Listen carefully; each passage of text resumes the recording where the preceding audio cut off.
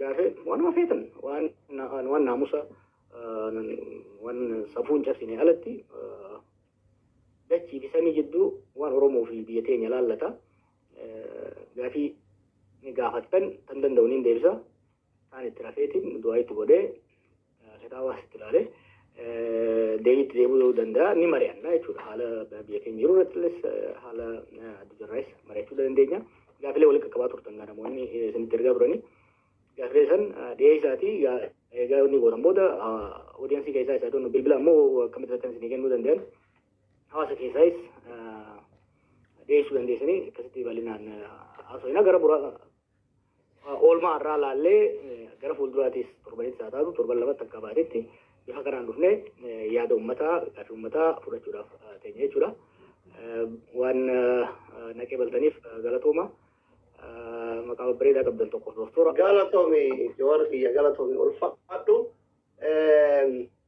يا الكابا كاب ما جرجرة يبدا أيه قافتو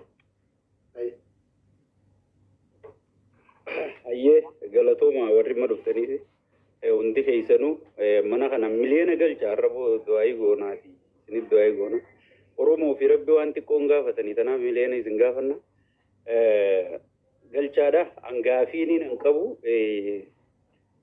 yaro baye jijiramni kun yegadu ferra egale ummata oromo kanarra duatin buqatin gudidamun indabbanne ummanni qurratina gudda khaysu meesa jira jijiramni ummata kanarra dufe sinjiru sangubbarran mootummaa Oromooti warri kaabaa yoo nu dhufe mootummaa keenya nu jalaa fuudha yoo abiyyichi kaaftan eenyuchi kaattanii warra kaabaa nuu fiduu deemtanii je'eeti namni dubbataa dhuguma akka namni juusan warra kaabaa fiduu deemtan immoo waan qophooytanii jira itti aansuudhaan hooggansi gaafa deengadda wal mari'attan san siyaasilitti marii guddoo gootan sun gartee mariin sun eessarra jirti eessarra geessee hajuu tasadaffaadha addi bilisummaa Oromoo wanti filannoon tun feeka filannoon tun hin barbaachiftu osoo jedhaniiti ija guduunfatanii deeggartootaa fi namoota irra guddaa dhaga'uu didanii waan kana itti seenuu qabna jedhanii itti seenanii arra bakka bal'ataa wantiidha mollaafaan caffee Oromiyaa seenetti beenyaa lammii caffee Oromiyaa seenuu dadhabe. Dhuguma piipiin gartee maaltu mudate duraan parsantiin qoodaaf jeeti waadaa naqee hooggantoota garii shashawwadee akkasitti wanta godhe maaltu mudate sadeenuma tana gaafinti filatama. غلطومي الفاتو ولا ننتي ديفيد تبو تكا جرا ديفيد تام جوار لما تقول بلو اوكي مرتي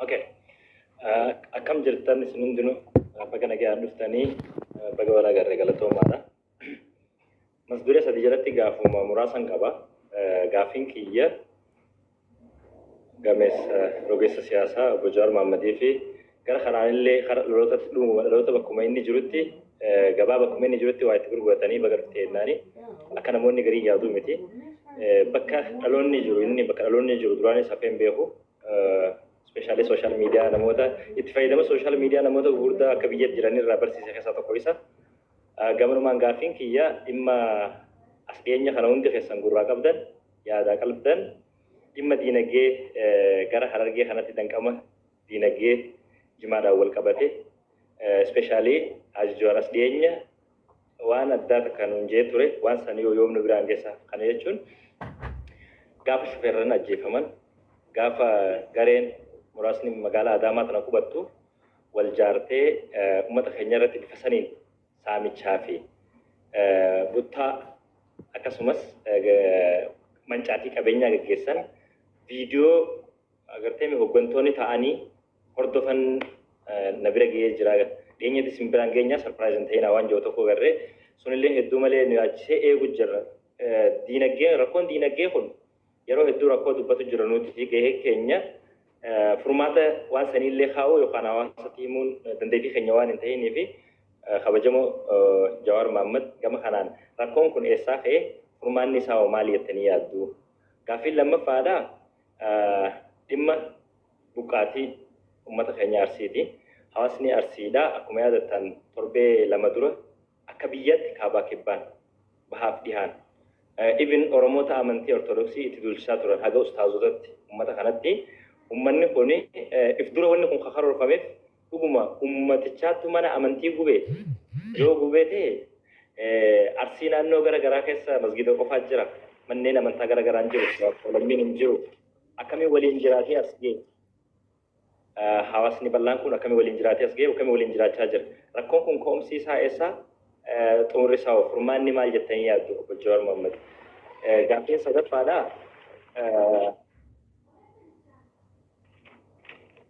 haala biyyattiin amma keessa jirtu nageenya akkasumas sadarkaa keessattuu Oromiyaa keessatti dargaggeessi wama tokko dubbachuudhaaf sadarkaa itti sodaa lubbuu ofirra ga'ee jiru kanatti egereen dargaggootaa maali? Dargaggoonni Oromoodha akkasuma immoo dhimma daangaati irraa gadi fageessee kan dubbachuu barbaadu dhimma daangaa wal qabatee rakkoon kun yeroo waggoota 8 dabreef cinaaksaniin mooyyaaleen akkasuma gara Baalee kanaan keessatti ispeeshaalii gara Somaalee wal daangessuun jarri kun hayyama eenyurraa harkataniiti as torbuma kana keessa akka ragaatti isin dhiyeessuu danda'a gara nama 5-6 kan bordoddeetti ajjeefaman maaliif irra deddeebiiwwan kun godhama akkamitti eenyu abdataniiti bulchiinsi mootummaa naannoo Oromiyaattis mootummaa qaba waraanaa fi qaba uummata kana bulchaa naannoo Somaaleettis ta Oromiyaa hungeenya silaa humna akkamii abdii eenyu qabaattee daangaa kanaan dhidhiibamiinsi daangaa butamiinsi daandii saamichi qabeenya diinagdee uummata keenya akkasuma maqaballeessiin hawaasa bal'aarratti godhamaa jiru kun ka'umsi isaa maali? Xumurri isaa hoo rakkoon kun furmaata bifa akkamiin harkatuu danda'a? Dhaloota kanaafis hawaasa nu daawwatuufis osoo ifa nu gootanii jaa galatoomaa ulfaadhaa. Ulfaadhu galatoomaa murti. Jala deebisee deemu. Jabduu qabtan sheekkaabaa kaase yeroo adda addaas mari'annee jirra. Look bakki qabsoon Oromoo jirtu tun bakka qabsoon uummata Afrikaa eega cunqursaa kolonii jalaa bahan booda keessa seenan keessa wal fakkaatti. Uummattoonni Afrikaa bara 17ffaarraa 17th century 18th century irraa kaasee kolonii jala turanii qabsoo jalqaba bara 20ffaa 20th century irratti godhaniin walakkaa irratti wala bahan bilisa bahan cunqursaa alagaa jala. Waggaa cunqursaa alagaa jala bahan booda waan adda addaa mudatan. Hawwiin ka ture maali? Alagaadha kan cunqursu, alagaadha kan nyaataa jiru. Kanaafuu alaguma yoo ofirraa kaafnu taate hamaa koo hamataa koo jennee yaadan. San booda jaatamoota keessa Koongoo kaasii Zimbaabuween booda garuu Keeniyaa biyyoonni hedduun sirna kolonii Biritishaa taatu, ka Firaansisaa taatu, ka Poorchugiizaa taatu jalaa wala bahan. Garuu akka hawwan sanitti roorroon irraan dhaabane. Roorroon alagaadhaa kaatee hafteeti roorroon firaa dhufte jechuudha. Alagaan saamamuun hafteeti iyyaalli isaan keessaa ba'e isaan saamuu eegalee jechuudha. So waan meeqa gara lamatti yoo xiqqaatti bakka lama gurguddaatti bahan. Tokko sirna abbaa irree koloniyaalizimii takkaa'uu faranjootaa jalaa ba'eeti sirna abbaa irree gurraachota jala kufe. Fakkeenyaaf biyya koo durbaa fudhachuu dandeenya jechuudha. Tokko sirna addaa irree ijaaruu waan hin dandeenyeef wal waraansa keessa seenee extreme case Koongoo fudhachuu dandeenya. Biyyoota hedduu hagoodha akka hawwanti gara dimokiraasii qacaan probably Botswanaadha akka fakkeenya kaasuu dandeenya jechuudha. Uummanni keenyaas yeroo dheeraadhaaf sirna gita bittaa warra biraa jala ture. Qabsoo addaa yeroo dheeraa godhe booda bara 2018 abdiin silaa gara roorroo walii galaa maaliif manni tokko hoggaa qabsaa'u warri isaan alagaa waan ta'e qofa osoo hin ta'in roorroo jibbeeti kan qabsaa'u. Nutis akka biyyoota Afrikaa biraatti roorroo alagaa jalaa kaaneeti roorroo murna nu keessaa bahee jala seenne jechuudha. Kanaaf bakki amma itti ilaaluu qabnu kama Afrikaatiin nu mudate. Warri Afrikaas Keeniyaa fudhanne fakkeenya biyyaan yeroo waggaa 3 bakka keessa taa'e yoo fudhanne bitaa Biritisii jala turanii Samboda Kenyatta bulchiinsa sirna Jomo Kenyatta jala Samboda inumaa akka sirna hammaata bulchiinsa moo jala turanii Samboda Kibaki jalatti gara malti paartii dimokiraasii ce'anii jeequmsatti illee seenanii amma stable dimokiraasii ijaaruu danda'anii jiranii jechuudha warra Keeniyaa. Nutis wanni amma wanni nu mudate waan Afrikaa san mudateedha. Kana sirriitti hubachuun barbaachisaadha. Sirna alagaa gita alagaa jala baaneeti sirna saamichaa nama keenya jala seeni. Hanga Kongollee hammaatu baatu hawwine Botswanaadha. Arganne Kenya under Kenyatta under Moi hammaati garuu hanga Kongo kan hammaatiin keessa seenne jechuun murnaa amma jiru kanaan. Murnaa amma dura alagaarraa dhufeen ajjeefamaa tumamaa turre saamamaa turre. Ajjeechaan amma bifa lamaan hamtu tokkoffaa akka namni keenya akka bara murnaa kana ajjeefamee jiru. Duuti mana seente dur lolli namni keenya gammoojjii Harargee gammoojjii Baalee lola keessa ture saamamaa ajjeefamaa buqqaafamaa ture.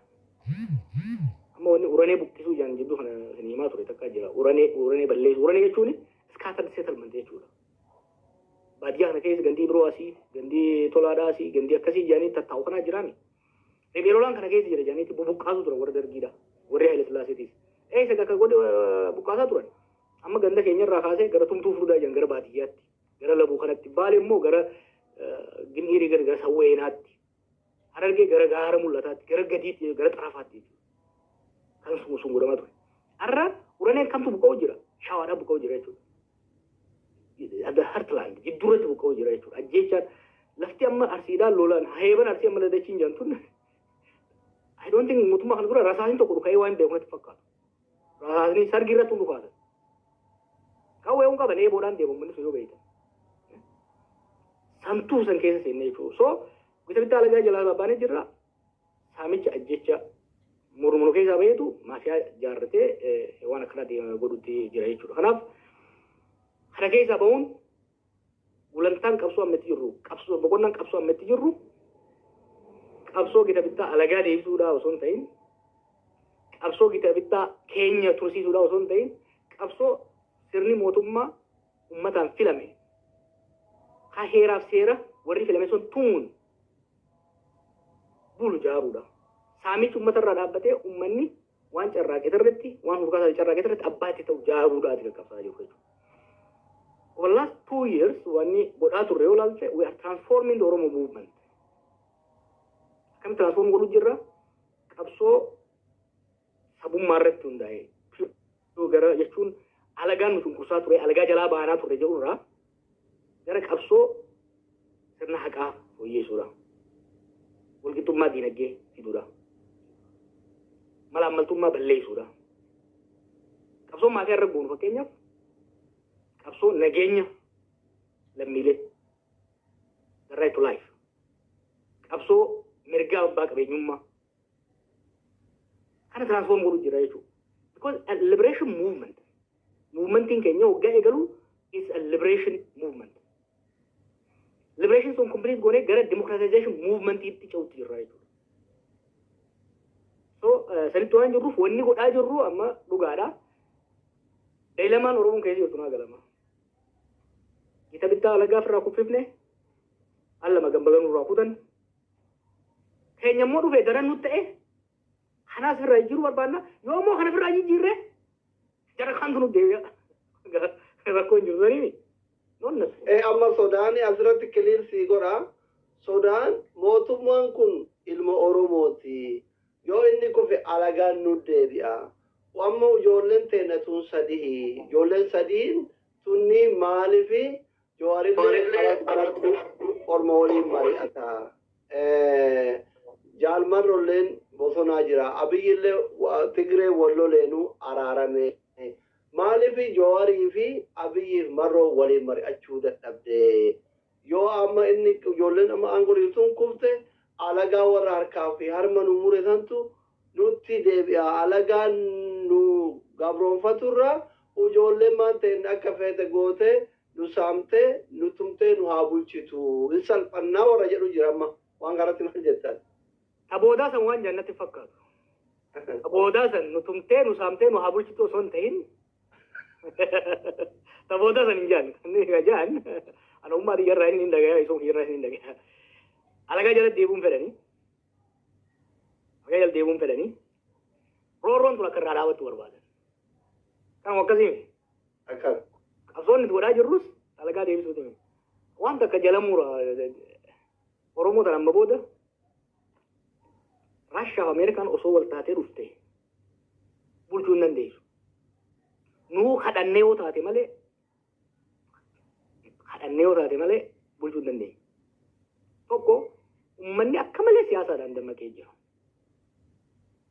Osoo nama cafaquun osoo Oromoo cafaquun harka kennisiifte Abiyyi harka kennisiisa. Cafaquun osoo harka kennisiifte Oromoo namni akka bara Abiyyitti cafaqee hin jiru.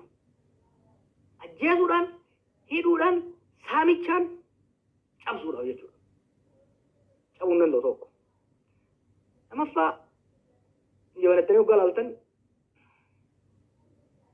nu caala orma biraatiitu qoqqoodamaadha. Miliyoona meeqa seenessa? Dabala tokko miliyoona hoggaa jirru gaaf tokko Oromoon kun 20 jedhani gaafa kaan lafuma kaanis 30 gaheetti jedhan gaafa kaan 50 geenye. Oromoo tunis 20 30 doyeen amma meeqa isa 60 jechuu jiranis yaa. Uummanni dilli kuni paartii sadii qofa qaba. Nama sadii qofa maqaa dhooyitee jira jamma. Warri lakkoo isaan nuu gadi 13 qaba. Isii hedduu gadi hin qabina. Qabsoon Oromoodha.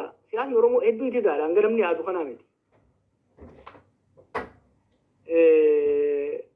Saboonni hedduu lakkoo isaan fraction parsantii takka keenya hin taane paartii 13 qabani.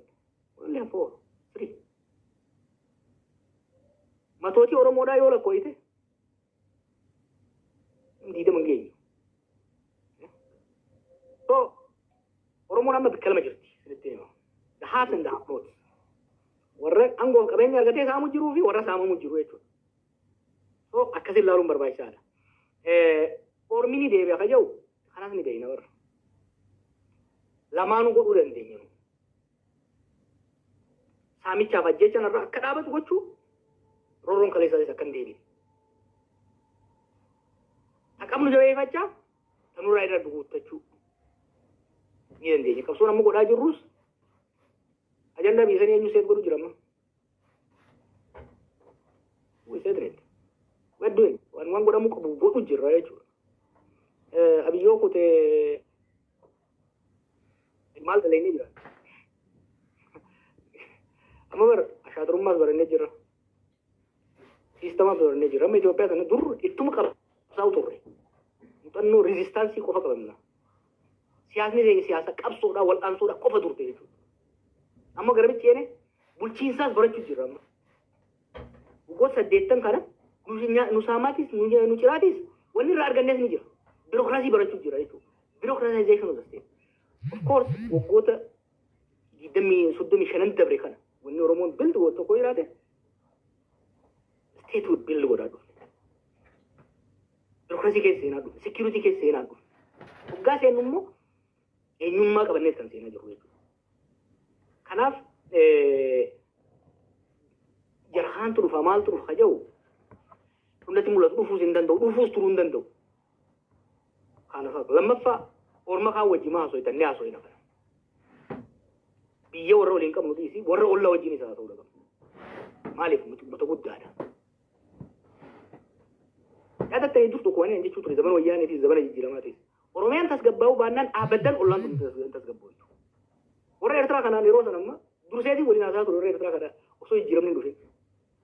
Jijjiirama san keessatti akkan gufachiifne maaliif jijjiirama san keessa stakeholder akka ta'aniif jechuudha. Maal wanni jechaan biroo san Oromiyaan tasgabbaa'uu baannaan isinis nagaa hin argattanii jechuudha. Was I wrong? Oromiyaan jeequmsi tura eegale Oromiyaatti. Abiyyiinis walii jechuun ture maali? Oromiyaa tasgabbeessitee uummata kana xaarii waggaa 50 kana xiqqoo irraa gadi qabuu baannaan abadan sireen ta'e tasgabbaa'uu siree kana tottolfattee taa'uu hin dandeessu jechuun ture. It didn't happen. Kanaaf nuti wanni godhuu qabnu maali? Eertiraan jeeqamaa nuti nagaa argachuu hin dandeenyu. Suudaan jeeqamaa nagaa argachuu hin dandeenyu. Balaan Suudaan bara amma uummata keenya Wallaggaatti dhiibee dhufuu jira.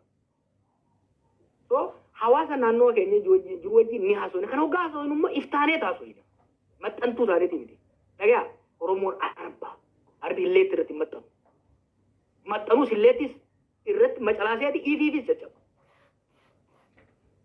arbi garuu sodaatee hollatee namarraan dheessu kanaaf waan goonu sirri beekna hubannoodhaan deemuun itti jirra gaafiin itti aantoota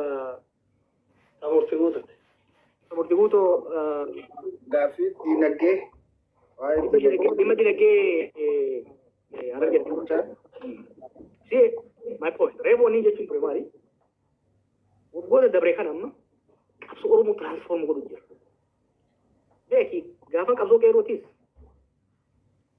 oromiyaa shalbii fidirraay oromoo firestiitti fide Itoophiyaa irraa fotognatti raay gara Itoophiyaan teenyaati jira jechuudha arat kiiloon siituu malee caaluun jee goola ba'e jechuudha amma immoo maal goone liberation movement irraa liberation ideology irraa maaliif san mostly complete waan gooneef gara economic centered equity centered politics itti keessuu jirra jechuudha gaafiin amma gammachuu guutoo kaasee I love it now qabsoon oromoodhaa properly frame ta'aa deemaa jira jechuudha gaafiileen amma goota lamaan dabran kana ka'an amma murtii guutoo kaasee wal qabata mirga qabeenya ifiit irratti akka dhuunfaattis akka ummataattis abbaa ta'uudha maali gaafiin inni kaasuu jiru gaafiin karaa awaash kun amma gaafii gurguddoo lama of keessaa qaba tokko gaafii dinagdeedhaati dinagdeen harargee guddaan jimaadha jimaan kun nagaan dhufee adaamaa finfinneetti gurguramuu danda'uudha qaba gurguramuu baannaan qonnaan bulaan daldalaanis dhabuu jira gaafii lammataati jira kan wajjin wal qabatee jechuudha gaafii nageenyaati gaafii nageenya lubbuun jiraachuu dalagachuu namoota dhuunfaati jechuudha shooferri dalagatee meeshaa gurguratee fe'atee geeffatee ilmaan isaa nyaachifachuu danda'uudha qabaa jechuudha gaafiin oromoon amma irra jiru gaafii akkanaati jechuudha gaafii amma harargee kan hoggaa laallee shoorii irraa hoggaan isin hibee sagantaa bal'oonni jira maaliif akkaan dhiise isinitti hima maaliif akkaan tursiise gaawwantoota kenna galatooma ulfaadhaa warroonni gaafii qabdan karaa keessaa qunnamuu inboxii gochuu dandeettu warri kuu jala kanaan immootu oseenee afaan kiyyaan gaafa dhayyettellee manaajaroonni mana kanaa waan arguu baadhallee isin galchanii illee isin galchuuf yaalaa namatu gaafii keessan gaafii tokko warra biyya bulchuurraa